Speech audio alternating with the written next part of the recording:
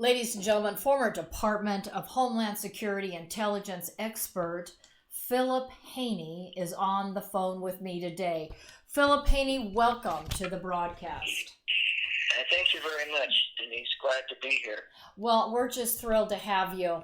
And I just want to say to my audience today how much, again, we appreciate having you on. Ladies and gentlemen, for those of you who may not know, here in California, we've been told that the PG&E company has promoted these outages where they are turning off the electricity in cities in California.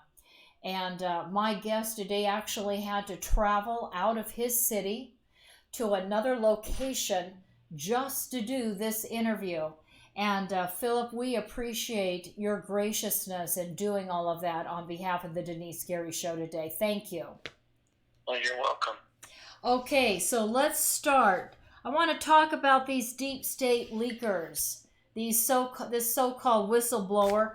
And Philip, I call him a so-called whistleblower because he was not on that call between the President of the United States and the President of Ukraine.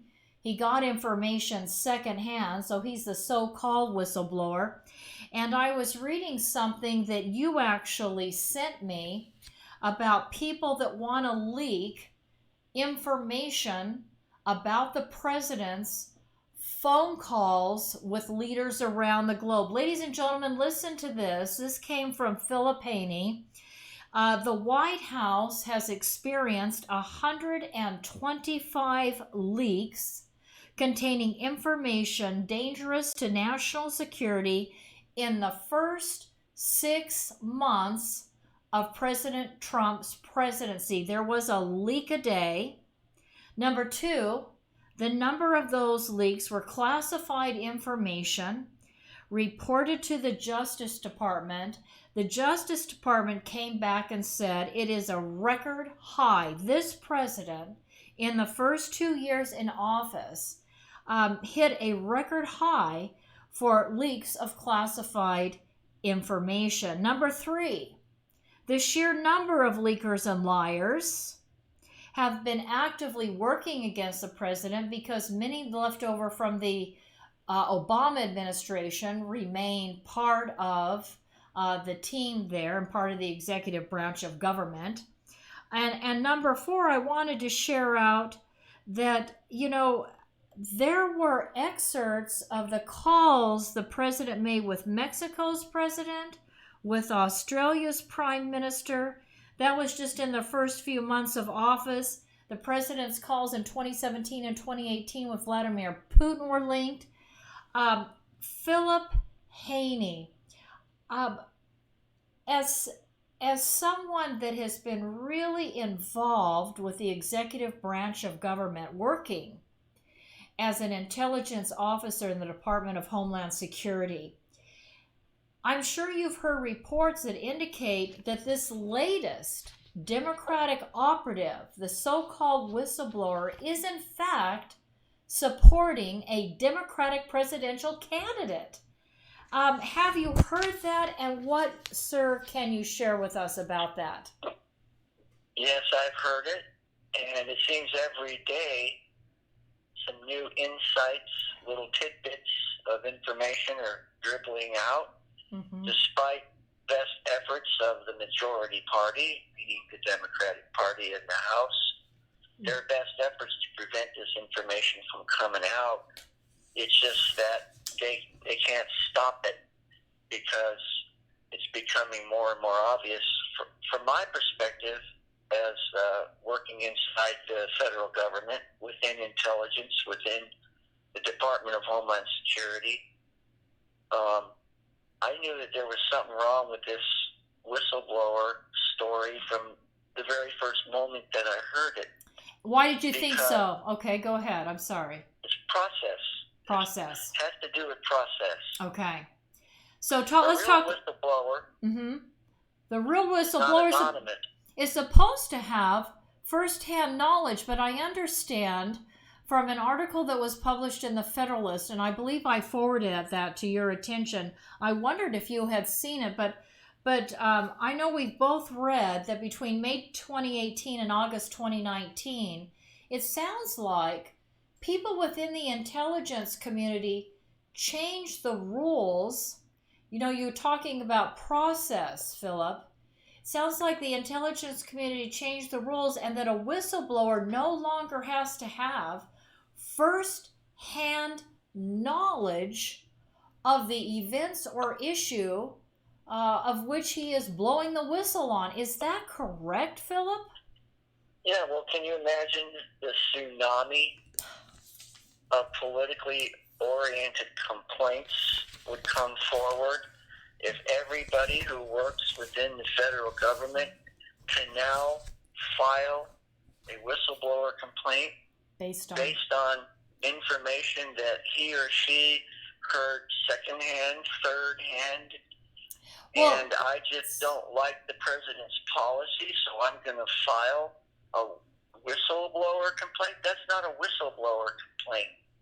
That is something different than what a real whistleblower is.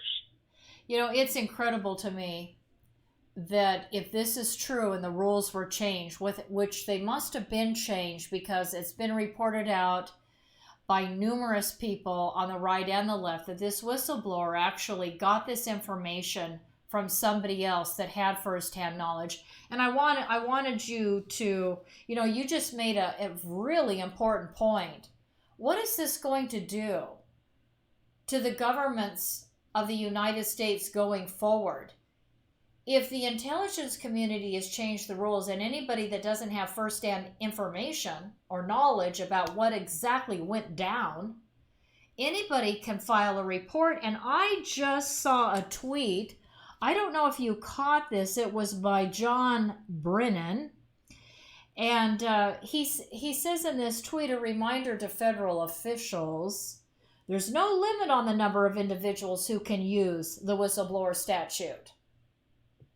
And his next sentence in the tweet is, if you think you were involved in unlawful activity as a result of a directive from Mr. Trump or someone doing his bidding, now's the time to report it. So, Philip, you just painted a scenario of what John Brennan is actually asking every Democrat to do that is involved with the President of the United States of America. You just painted a picture of what the Democrats want to see happen right now. Talk to me about that. As we have our conversations, Denise, and we talk about this moment in history and these individuals, you have Congress and the committees, Intel, judiciary, and so on. That's one side of the equation. Mm-hmm. You have the other side of the equation, people inside the federal government, within the intelligence community, CIA, working literally inside the White House, mm-hmm. or other sensitive positions. That's the other side of the equation. Mm-hmm. And when we have these conversations and I talk to you, I'm not basing how I respond to your questions or the statements that I make based on theory, based on what I think it might be, or what I, might have heard from somebody else. I was actually there for years and years. That's why I said from the beginning, and I don't just mean today, the beginning, for the last 3 weeks I've been saying, and I'm thankful to say I've been right, is that this thing is a stinky fish in the closet, because I know what the procedure is. Now, the exact rules are not going to be 100% verbatim in CIA or Intel as they were in my agency, CBP, but they're 95% the same. And it all comes down to the integrity, the honor of a person who took a vow to uphold the Constitution of the United States when he or she is literally confronted with a breach, with a national security threat that they are directly involved with themselves. In other words, a case that they're working on where the information has literally been deleted right out of the system. Poof, it's gone. Now, how do you know it's gone? Because you have your own records that you put in the system that send a message back to you telling you the records were just deleted. And so then what? Now what? What do? Do you go and talk to CNN? Do you go and talk to Fox News? Do you go on a radio show and make an announcement that as a federal law enforcement officer, somebody just deleted all my records out of the system? Is that what you're supposed to do? No. And that's so exactly what happened to you. You go up the chain of command. You go to your supervisor, then you go to your chief, then you go to your port director, then you go to the deputy field office, then you go to headquarters. That's 5 levels right there. And that's why this person is not a whistleblower. He did not go through those channels. Right. He went outside before he even filed the complaint and talked to who? Adam Schiff. Adam Schiff. We don't know who else. And Adam Schiff. And I want to know, what is this doing, Philip, in the Intelligence Committee anyway? It seems to me that this issue should be in the Judiciary Committee. It's supposed to be, according to the Constitution. And just like the letter that President Trump's lawyer wrote yesterday, he cited quite a few times, he used the term procedure and due process. And the Democrats violating standard procedure and due process. Right. It's always been tradition and custom and standard procedure for it to go through the Judiciary Committee. Why the Judiciary? Because that has to do with law and process. Why not intelligence? Because intelligence committee is supposed to be classified. They're not supposed to be taking this information and pushing that out into the public arena as a way of building a case to impeach a president. They are supposed to follow the constitutional procedures, and the overseer of that is the Judiciary Committee. That's always the way that they've done it. That's precedent. Now, right. It's established precedent. And that's procedure, and it's also another important 3 Ps. Right. Precedent, procedure, and the third one is due process.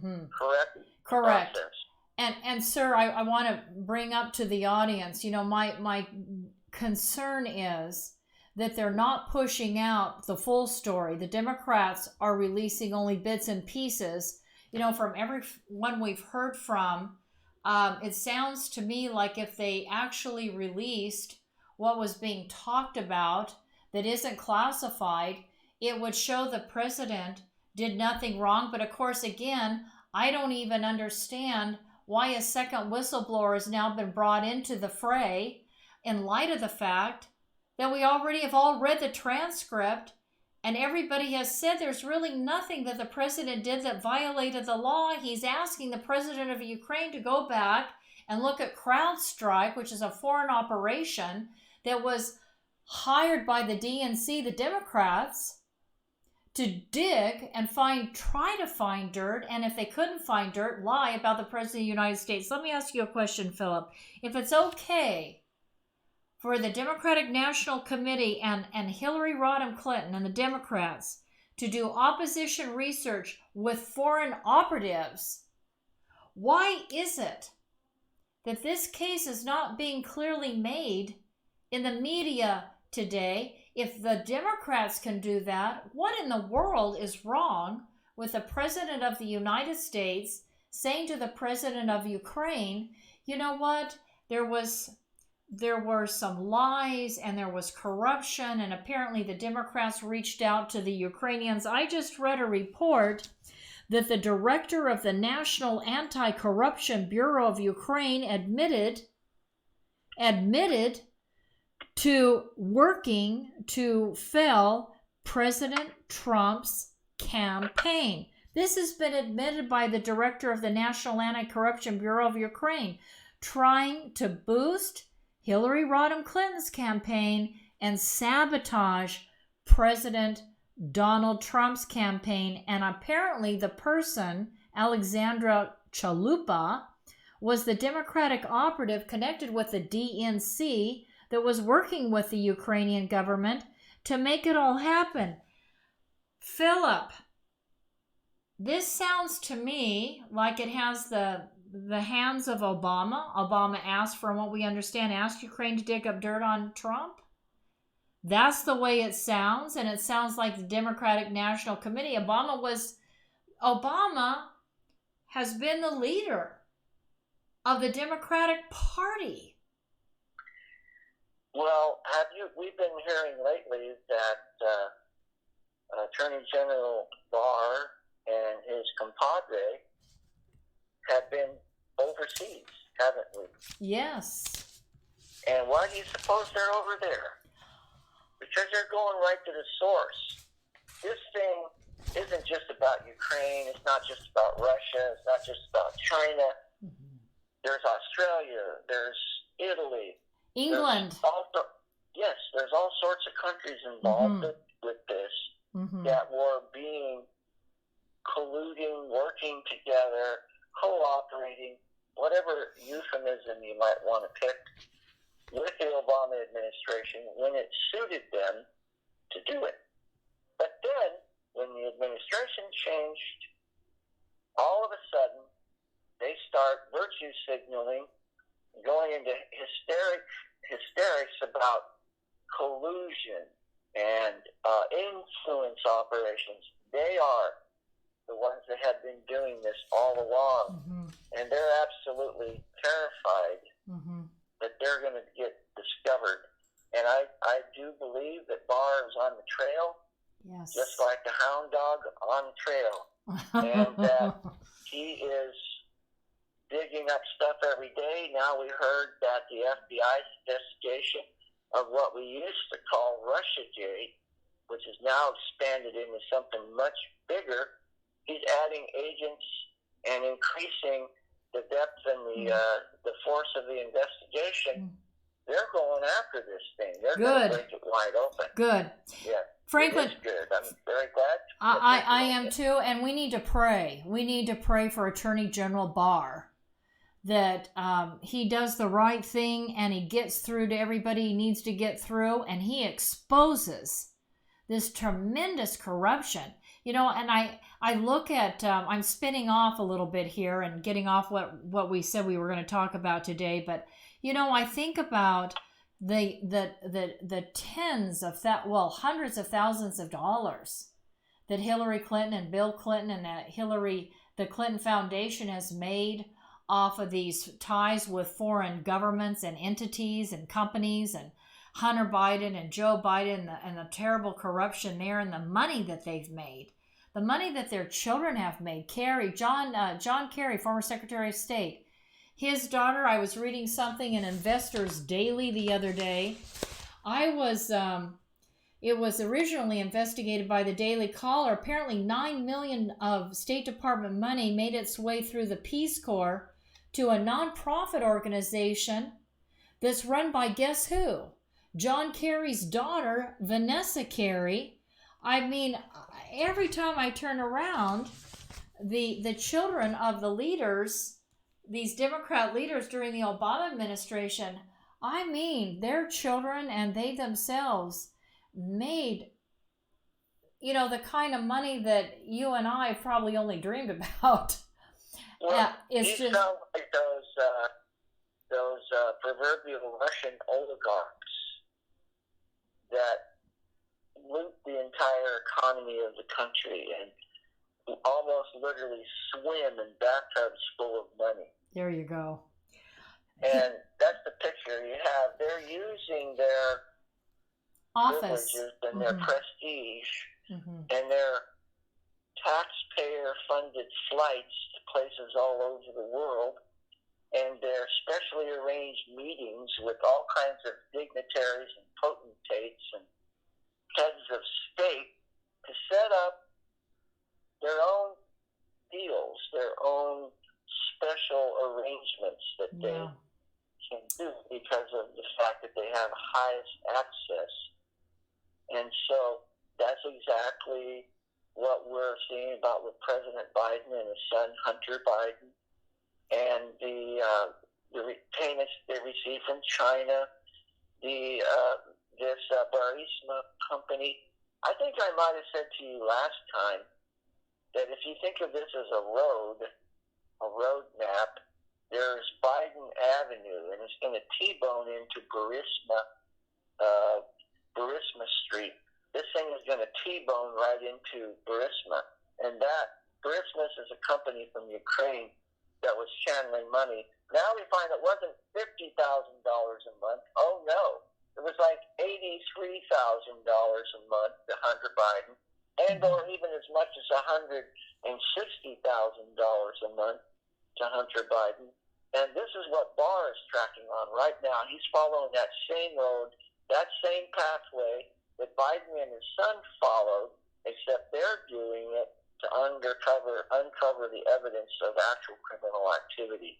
And in the meantime, the American taxpayers that pay these people their salaries, and as you so importantly pointed out, all their travel expenses and a lot of the perks that come along with a job, a lot of Americans are, working grueling days, working night and day, and just hoping that maybe they make a few extra dollars so that possibly they could maybe have a day off and go to the beach or take a trip up to the mountains on the weekend. I mean, working really long, hard hours, day after day, week after week, year after year. I read something by Franklin Graham, the son of Billy Graham, the great evangelist Billy Graham. Franklin Graham said, our country could be, and I'm quoting him, quote, Franklin Graham warned our nation, saying, our country could begin to unravel if an elected president is thrown out of office because of the lies and the media. And he went on to say, it could, quote, be a devastating thing. We are in very dangerous territory, and I would encourage all the politicians, I guess he couldn't just say Democrats, he said, I would encourage all the politicians to make sure the truth is told. Well, I second that, Franklin Graham. I think that's exactly right. Let's change subjects, Philip. I want to talk about a bill that the President of the United States signed today. I don't know that the media will cover it at all, but there was a bill passed in the House and the Senate. It's called the Terrorist and Foreign Fighter Travel Exercise Act of 2019. What it's going to do, Philip, is it's going to require your agency, your alma mater there, your Department of Homeland Security, to develop and conduct exercises that are related to the detection and prevention of terrorists and foreign fighters traveling, whether traveling into the United States or traveling around the globe. Wanted to give you a moment to comment on that, sir. Well, President Trump is trying to take us back to where we actually started, because that's exactly what we did when the agency was created. It was inaugurated March 1st of 2003, and it was ongoing for about a year before that. Before DHS was actually officially created, it was called the Office of Homeland Security, and then it became the Department of Homeland Security on March 1st, 2003. And I know it might seem shocking to you, but that's exactly what we used to do. You actually used to track foreign fighters. Huh? I said, so you actually used to, and then during the Obama era, all that went by the wayside. Is that correct, sir? Yeah, it's called Law Enforcement 101. Law Enforcement 101. Tell me, Okay. sir, what's the purpose of your trip? Where have you been? How long were you there? Who did you meet with? There you go. And yes. so on and so on. And you don't want to cooperate? You don't want to answer our questions? Well, go with this nice officer right here, or we call secondary, and just have a seat. We'll be right with you, and we'll have another interview. And if you decide that you still don't want to cooperate, then we have a couple options now. You can just go right back where you came from. We'll be glad to send you right back.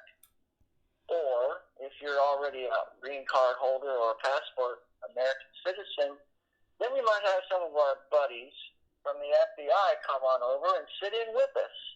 And maybe they'll ask you a couple questions that they would like to know. That's how we used to do it. Well, I'll tell you, they need to start doing it, and I hope now that this legislation that President Trump has so appropriately signed will be enforced. I just hope it is enforced. I was reading a report, Philip. I don't know if you saw it. Police have arrested twice the number of Islamic State terrorists. We're talking about ISIS terrorists. We're talking about people that operate as savages. And the police here in the United States have arrested twice the number of ISIS terrorists this year than they did last year. It says the FBI and local police departments have arrested several individuals, according to George Washington University's program on extremism.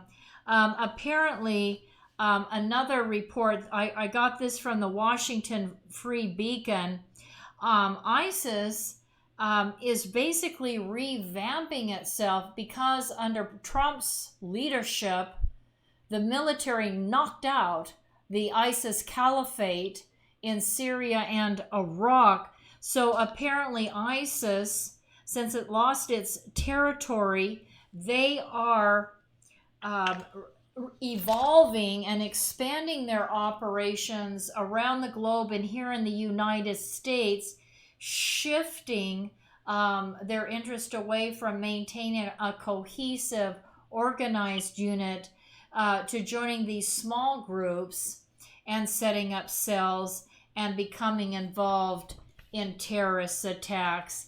And I'm sure that you looked just in shock and awe at what the ISIS did to innocent Christians and Yazidis, even Muslims, during those caliphate years, and buying and selling people and crushing people and nailing children to crosses and beheading small children, burying children alive. I mean, it's incredible. Do you believe, sir, as a former Department of Homeland Security officer, that this will be enforced, that at least if we re-elect, and I sure hope we all re-elect President Trump, under his leadership, do you see this being enforced? And who is going to enforce it? It'll be the Department of Homeland Security and the FBI, sir? I want to be careful how I answer you, because obviously I'm in favor of any legislation that helps DHS and law enforcement do their job. But how did we get to the place we're at now? Because of Obama. If we don't address that, how we got to the place that we're at now, and if don't address that, then that's like attaching, I don't know what, putting a new radio in an old car. I don't know. You think of an example.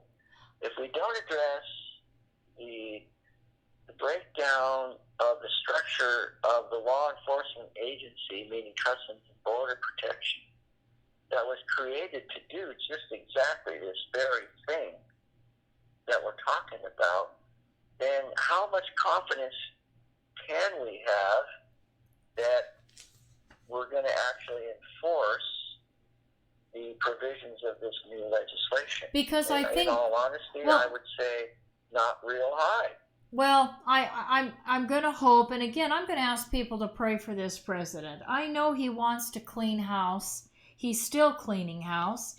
And I'm sure there are plenty of people that go to work for him, including myself, and you as well, that would help clean up and drain the swamp in Washington, which takes me to the last final thing. We've just got a couple minutes, Philip, and we probably should spend a whole show on this.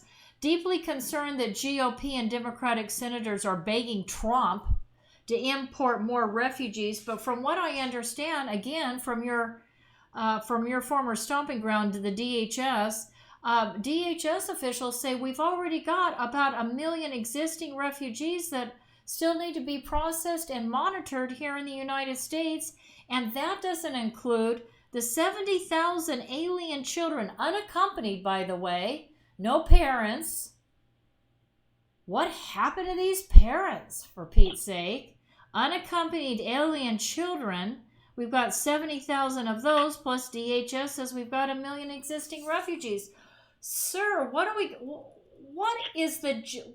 people, what are Democrats and even some GOP senators thinking of, begging the president to bring in more refugees?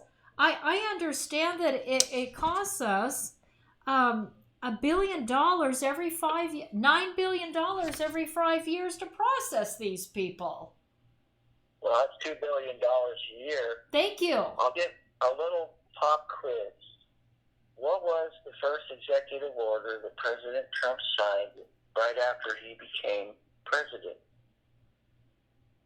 It was what is now being referred to so often by the Democratic majority party in the House as the Muslim ban.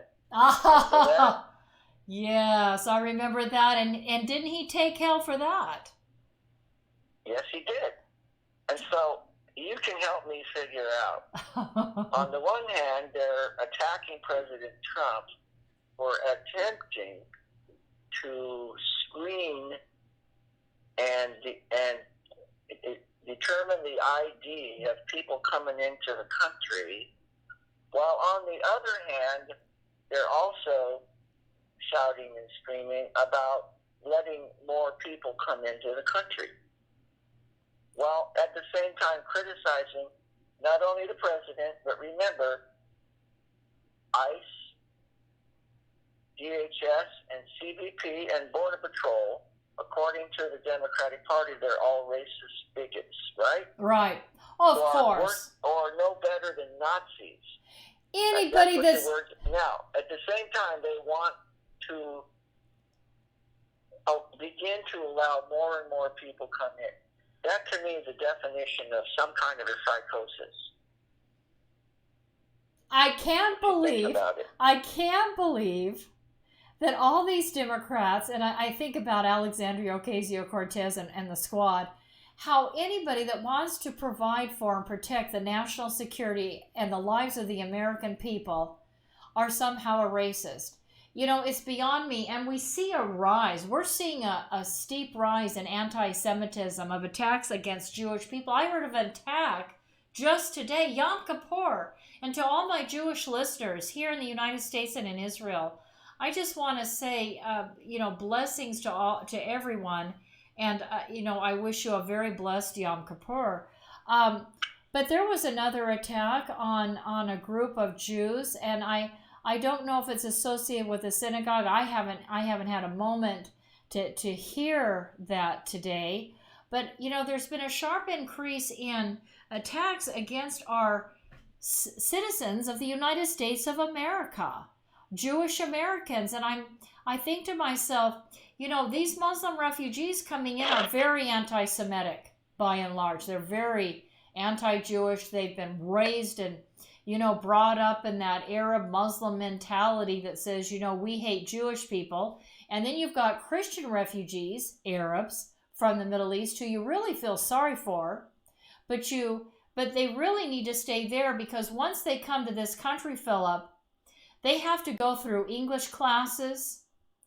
They have to, if they have any kind of certificate or any kind of license that are professional licenses or certificates or degrees, they have to take tests. Basically, they have to start all over in life once they come here. It would be so much better, and the president is absolutely right, that these refugees stay in the Middle East, because they bring their anti-Semitism with them, number one. Even Christian Arabs bring their anti-Semitism because they're raised up with the Muslims. And so, they all seem to just have a problem embracing. I don't know what they do about the fact that Jesus was a Jew and he taught in the synagogues and on the Temple Mount. I don't know what they do about all that. And I don't know what they do with the fact that the Bible was written by the Jewish people. I don't know how Arab Christians sort of process all of that, but they get to America and they certainly are anti-Jewish, which is incredibly disturbing to me.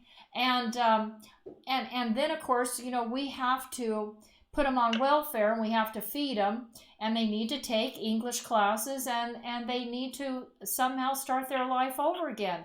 I thought to myself, you know, the president is right to have them stay in safe zones or camps until they can be resettled in Arabic-speaking countries where they can go from country to country and maintain their professional identity and all of the things, you know, all of the perks that go with that. But also, I just think about what it does in terms of changing our own culture. You know, I look back at George Washington, who was, you know, very complimentary of the Jewish people. Other presidents, our founding fathers, very complimentary of the Jewish people, and for all that they brought to America in terms of their knowledge and expertise in areas and their support for democracy. And I'm really deeply concerned about this. I'll give you the final word, Philip. Well, you're right. We should do several shows on some of the topics that we talked on today. But, yes. You know, it's not just Middle Eastern Christians and Muslims from the Islamic world that are anti-Semitic. Right. Mainstream not Christian denominations are right in there with the best of them. Oh, that's true. That's true. You're absolutely right. But to bring more people in, and we've seen a sharp increase in attacks, you have to wonder if there isn't some relationship. I mean, I haven't seen any surveys on it, but when you think about Obama and even under President Trump, the number of people coming in, you have to ask yourself, is this increase in attacks on the Jewish people? I mean, look at the university campuses. You've got Muslim students for Palestine. You've got all kinds of Muslim groups on campuses that are teaching and training and spreading their propaganda and turning Americans who might not have thought about Jewish Americans at all, and suddenly turning them against Israel and the Jewish people. I believe it is having an impact. Well, those groups that you're talking about, Students for Liberation of Palestine and so on, are all Muslim Brotherhood friend groups. That's right. So one way we could deal with that is to actually follow through and designate the Muslim Brotherhood for what they actually are. And that's what soft terror group. And that's what President Trump wants to do. And Philip, you just reminded me. Thank you so much. Ladies and gentlemen, tweet out to the president, call the president's telephone number. What is can you look it up for me, Isaac? It's 202 area code, and I don't recall the rest. Call the president's comment line, tweet him, email him, and tell him, go ahead, sir.